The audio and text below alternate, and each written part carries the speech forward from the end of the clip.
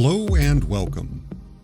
Enki Bilal is a Serbian-born writer and artist who emigrated to Paris with his parents when he was a young man.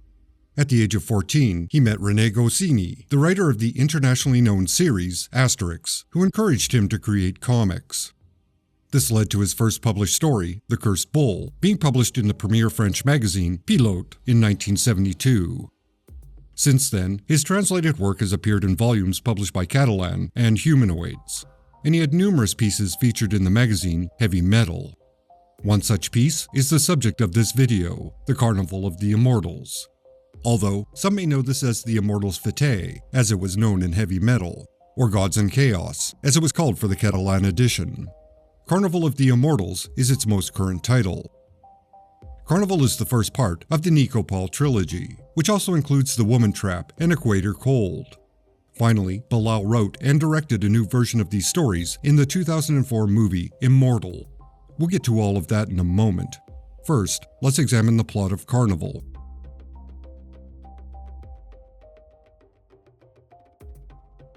Carnival of the Immortals is a look at Parisian politics and society. The story takes place in the distant, dystopian future of 2023. Paris is an entry point spaceport, and it's teeming with aliens who are trying to integrate themselves into French society. Socially, it's harshly divided into the ruling class and, well, everyone else. The city is ruled by Jean-Ferdinand Choublanc, a proud fascist who's up for re-election. Choublanc is in negotiations with a group of immortals who've parked their spaceship right above Paris over the cost of refueling their vehicle. Choublanc wants these Egyptian gods to grant him immortality in exchange for that fuel, but the immortals aren't happy with granting the lowly human that privilege. The immortals also have their own concerns. One of their own, Horus, has gone renegade and disappeared somewhere within Paris. They need to find him and discourage his act of rebellion. Finally, there's Elcide Nikopol. Nikopol accidentally returns to Earth after 30 years of being frozen and shot into space for the crime of desertion. His prison ship crashes on Earth, ejecting his body, where it's discovered by Horus. Horus determines Nikopol will be perfect for his plot to overthrow the Immortals and assume control. Horus repairs Nikopol's body, then invades his mind and gives him commands that will lead him to become the ruler of Paris. Using mind control, Horus makes Choublanc step down and give Nikopol supreme power, which he uses to dismantle the current ruling class with a version of his own. Unfortunately, this melding of an immortal mind with a human one drives Nikopol insane. Concurrently, the immortals discover Horus's plot and take steps to prevent it. Horus is captured and sentenced to spend several centuries encased in stone. Nikopol's son, who looks exactly like him, is secretly installed as the ruler of Paris. Nikopol is committed to an asylum to live out the remainder of his days.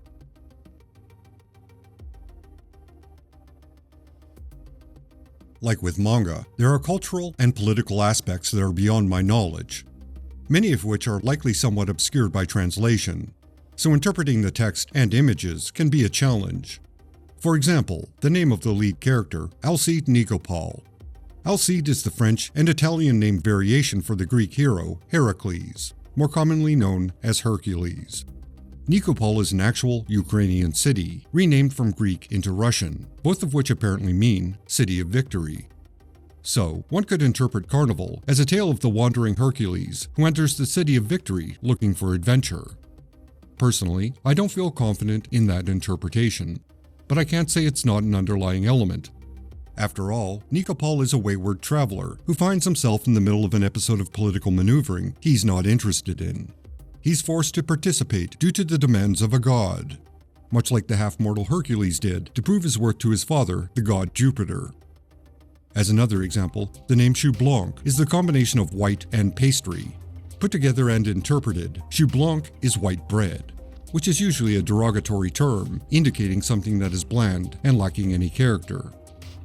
The Immortals, who are represented as classic Egyptian gods, have a unique style. The cracks in their skin may represent the cracks in ancient hieroglyphs that depict them. Again, not an interpretation I'm satisfied with, but I do believe it's in the area of what Bilal intended to convey. There are more obvious elements to discover, such as the highly fascist imagery displayed by the ruling class. Everyone wears uniforms, and they all rigidly conform to a certain aesthetic that evokes a Third Reich color scheme. Modified iron crosses are in the background of many scenes, all of which evokes the uncompromising, openly accepted dictatorship they all represent. They are easy to identify as corrupt people who take their lead from the most corrupt one of all, Chou Blanc. The atmosphere of Paris and the contrast between upper and lower society is basically perfect. It's about as dystopian as one can get. It's a dirty landscape with people and aliens mingling in an almost faceless crowd. Bilal is certainly making a subtle commentary about displaced aliens and their place within Parisian society, which was, most likely, based on his own experiences as an immigrant. It's a setting that looks lived in, and, in the lower areas, in a state of disrepair. The artwork and the earthy, grim color scheme is tonally perfect. It's like the cyberpunk vision of Blade Runner, with all the neon removed and the colors slightly muted. Or the nightmarish aesthetic of Dark City, where there's murky light instead of darkness. It's safe to say that Bilal is distinctly unique, and these comparisons are a rough fit. But the cinematic quality of the art and the attention paid to the atmosphere is an accurate comparison.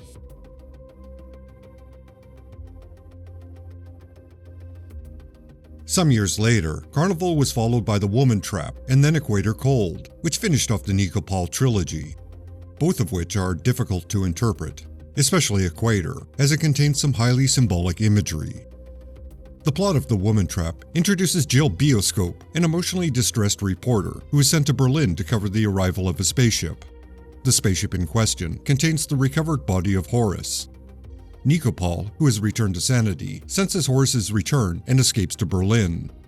All three people meet, and Jill and Nikopol become involved.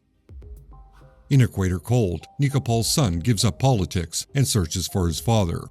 This leads him to Equator City, where he discovers what happened to his father and Jill.